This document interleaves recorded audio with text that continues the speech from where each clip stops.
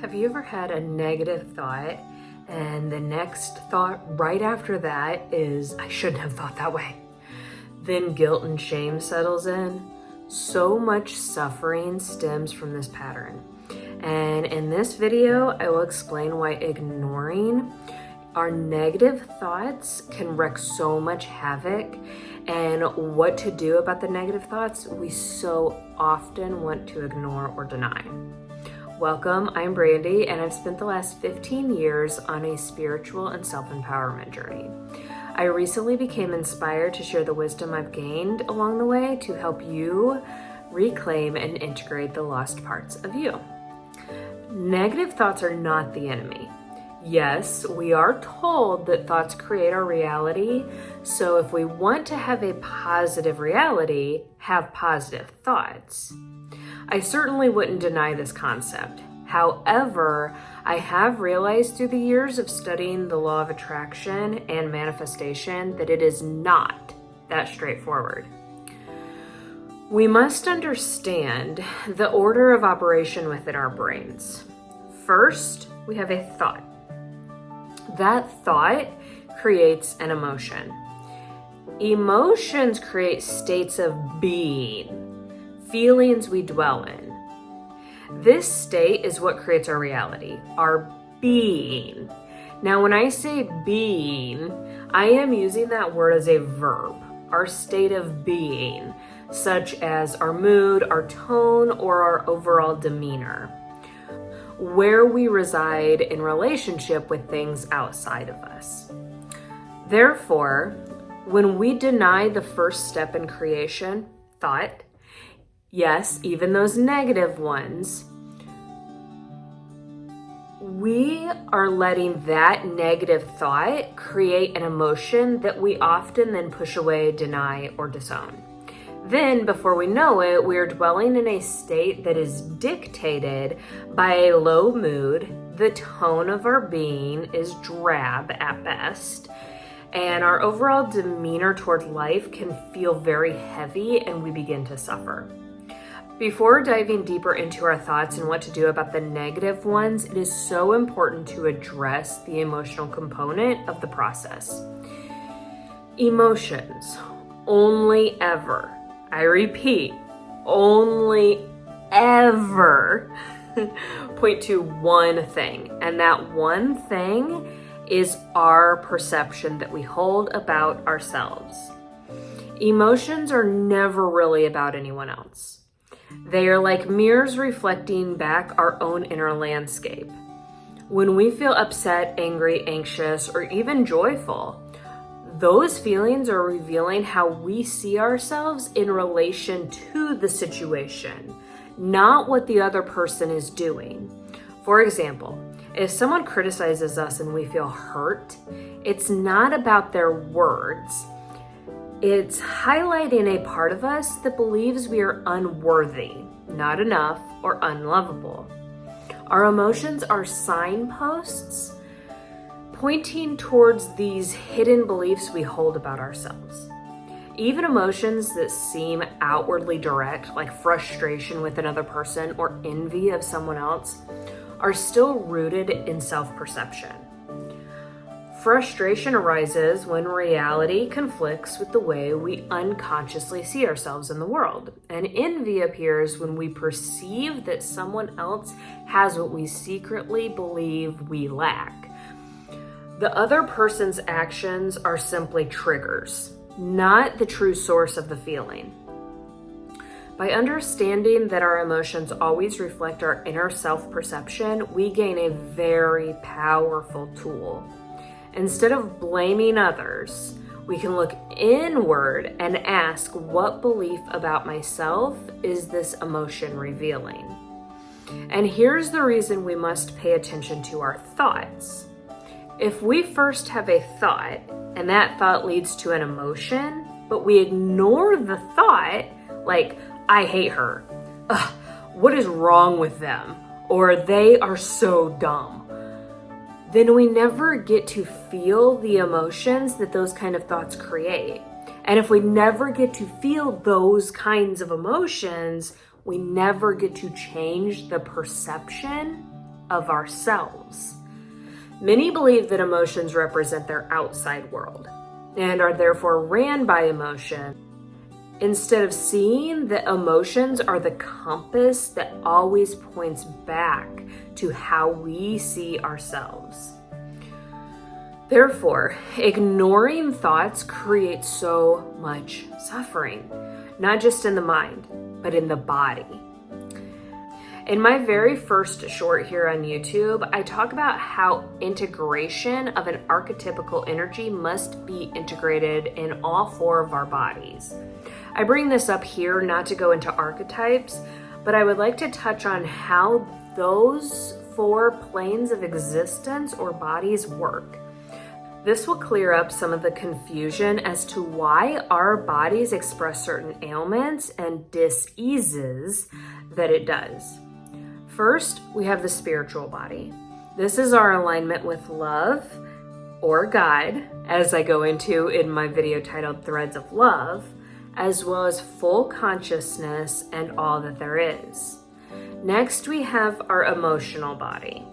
Our feelings always point us towards two ways: towards the spirit or towards the mental. As I said, they are the guiding compass. After that, we have the mental body. This is where emotions are interpreted and narrates these feelings. And lastly, we have the physical body. This is the densest of all four bodies, and it is where all of the energy settles. Our physical body manifests everything we carry internally, the thoughts, the emotions. If we don't allow ourselves to have those negative thoughts, we will never gift ourselves the chance to witness our emotions and therefore correct our perception. When we ignore or suppress our negative thoughts, we're bypassing our mental body's function as the messenger. Remember, it is the interpreter. These thoughts are trying to show us the perception we hold about ourselves, our judgments, fears, and limiting beliefs. Without acknowledging them, we deny ourselves the opportunity to transform that inner narrative and release the tension in the emotional and physical body. In other words, negative thoughts are actually gifts. They are signposts pointing towards self-perception that no longer serves us. By observing them without judgment, we can trace them back through our emotional and mental bodies, uncover the beliefs that they reveal, and bring them into alignment with the truth of our spiritual essence. Ignoring them keeps us stuck in old patterns, whereas addressing them gives us the chance to heal, grow, and ultimately express ourselves fully in our physical life. Now I want to walk you through a process that I often do myself. I will walk you through the latest thoughts about people that are no longer in my life, the emotions I felt, and the perception I held.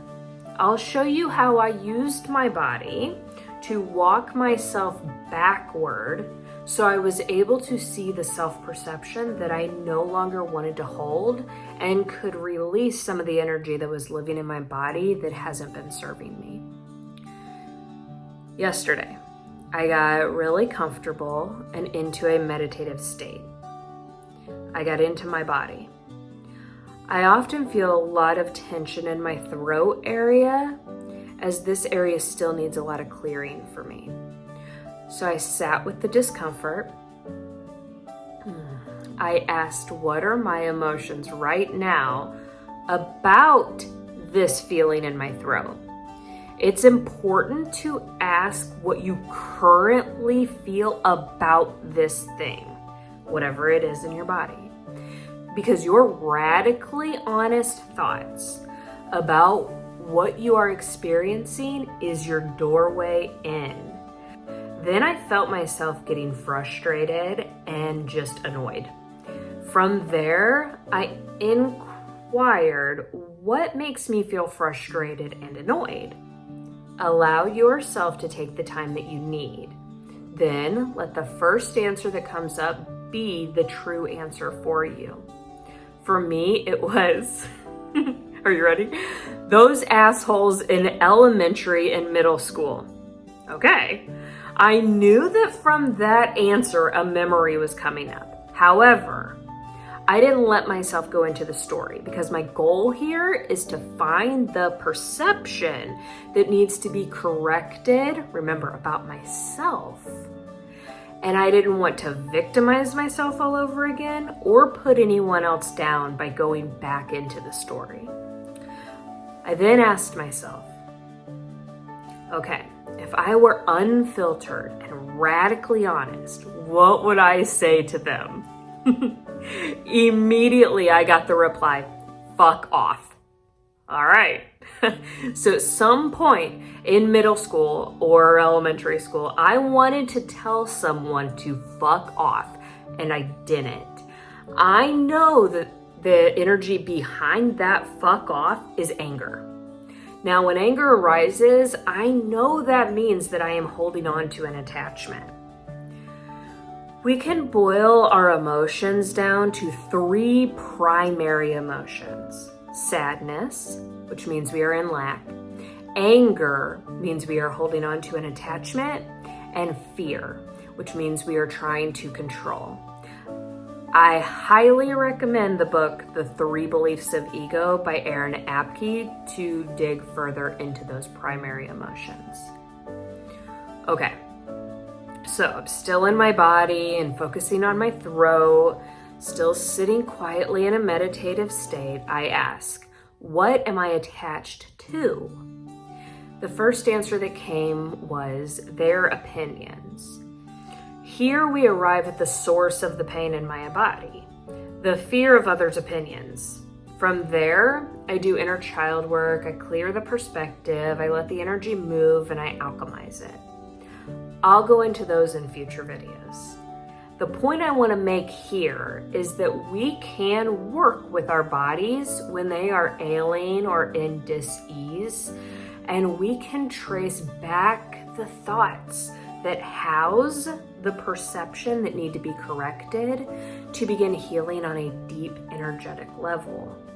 Allowing ourselves to come into alignment with our spiritual body, our higher selves, our divine nature. However, if we are afraid of our negative thoughts because of our programming that they are bad, evil, wrong, or sinful, we will never be gifting ourselves the chance to not only begin healing our bodies on a metaphysical level, but changing our self-perception that allows us the ability to live from our higher self and to attract to us all of the things that are meant for us in this lifetime. Abundance, peace, love, and so much more.